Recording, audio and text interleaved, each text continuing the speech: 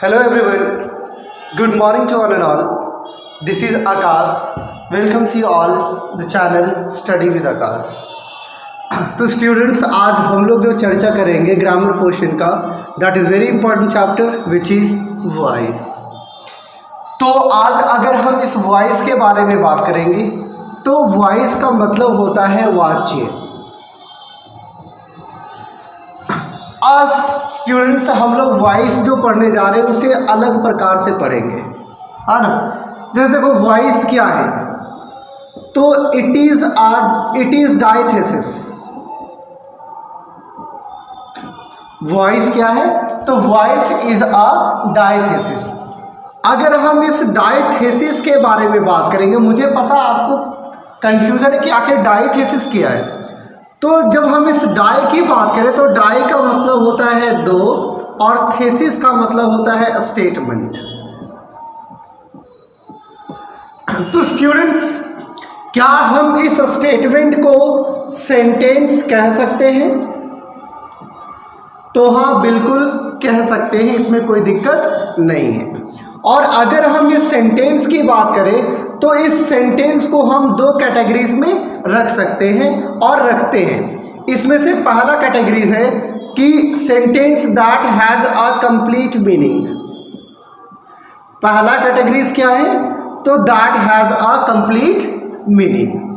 और वह जो कंप्लीट मीनिंग होगा वो बेस्ड ऑन किस पे होगा, स्ट्रक्चर होगा।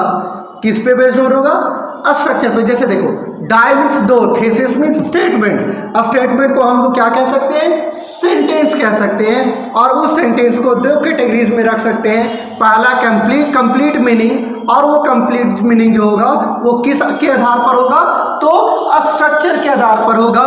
और उसी स्ट्रक्चर को हम कह सकते हैं अरेंजमेंट ऑफ वर्ड्स। क्या कह सकते हैं, अरेंजमेंट ऑफ वर्ड्स। दोस्तों अगर हम इस वॉइस के बारे में बात करें तो हमने कहा वॉइस क्या है, तो डायथेसिस है। और डाई का मतलब क्या हुआ, दो, है ना। तो अगर हम इस वॉइस की बात करें तो वॉइस को दो भागों में बांटा गया है। वॉइस को कितने भागों में बांटा गया है, तो दो भागों में बांटा गया है। पहला एक्टिव वॉइस और दूसरा पैसिव वॉइस। अगर हम इस एक्टिव वॉइस की बात करें तो क्या है, तो here doer is more important than the work done. देखो मैं फिर से कह रहा हूं बच्चों कि जो चीजें अभी आप पढ़ रहे हो ना, वो बिल्कुल ही डिफरेंट वे में पढ़ रहे हो और बिल्कुल नया तरीके से। इसलिए वीडियो को अंत तक जरूर देखें। और अगर आपको अच्छा लगे तो बेल आइकन पे प्रेस जरूर करें, सब्सक्राइब का बटन जरूर दबाएं और कमेंट्स करके भी आप सजेस्ट कर सकते हैं और कह सकते हैं।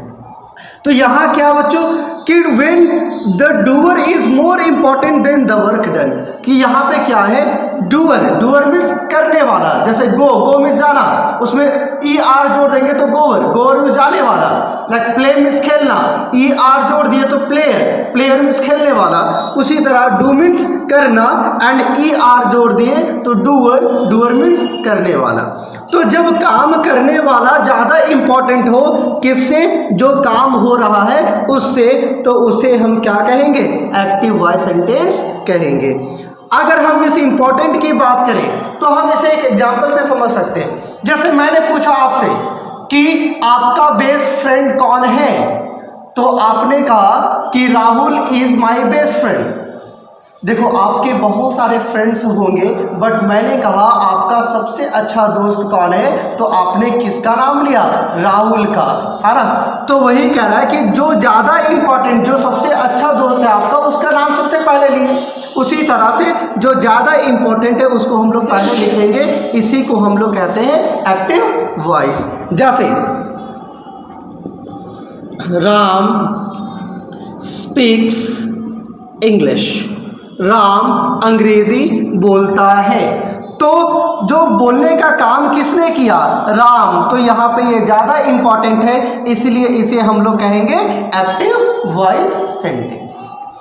और अगर हम पैसिव वॉइस की बात करें तो यहाँ पे जस्ट अपोजिट हो जाएगा। क्या हो जाएगा कि work done is more important than the doer. मतलब कि जहाँ पे जो काम हो रहा है वो ज़्यादा इंपॉर्टेंट हो डूअर से, काम करने वाला से, उसे हम पैसिव वॉइस कहते हैं। जैसे English is spoken by Ram, मतलब अंग्रेजी बोला जाता है राम के द्वारा। तो यहाँ पे जो बोलने का काम हो रहा है वो ज़्यादा इंपॉर्टेंट है किससे? करने वाला से, इसलिए यहाँ पे और इस सेंटेंस को हम लोग क्या कहेंगे? पैसिव वॉइस कहेंगे। अब अगर हम इस वॉइस के बारे में बात करेंगे बच्चों तो हम लोग देखेंगे कि कैसे हम कोई सेंटेंस को ट्रांसफॉर्म करेंगे पैसिव वॉइस में। अगर हम उस ट्रांसफॉर्म की बात करें, ट्रांसफॉर्मेशन की बात करें, तो सिर्फ एक चीज मैं एक्सप्लेन करना चाहता हूं आपको कि ट्रांसफॉर्मेशन का मतलब क्या है। तो देखो, हाँ, ट्रांस की बात करें तो ट्रांस का मतलब होता है अक्रॉस, है ना। और इस फॉर्म की अगर बात करें तो फॉर्म का मतलब होता है स्ट्रक्चर।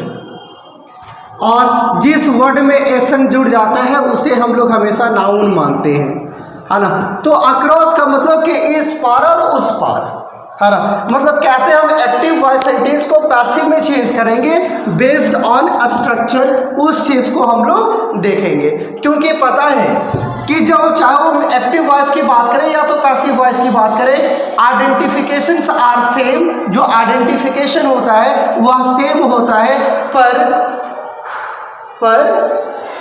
और इसका मीनिंग भी सेम होता है, पर लिखने और बोलने का स्टाइल जो होता है वह चेंज हो जाता है। इस चीज़ को हम लोग अब देखेंगे नेक्स्ट वीडियो में। अगर आपको यह अच्छा लगे तो आप ज़रूर फिर से लाइक, शेयर और सब्सक्राइब बटन पे ज़रूर दबाएं। तब तक के लिए धन्यवाद। आपको आई होप सब समझ में आ गया होगा। Thank you.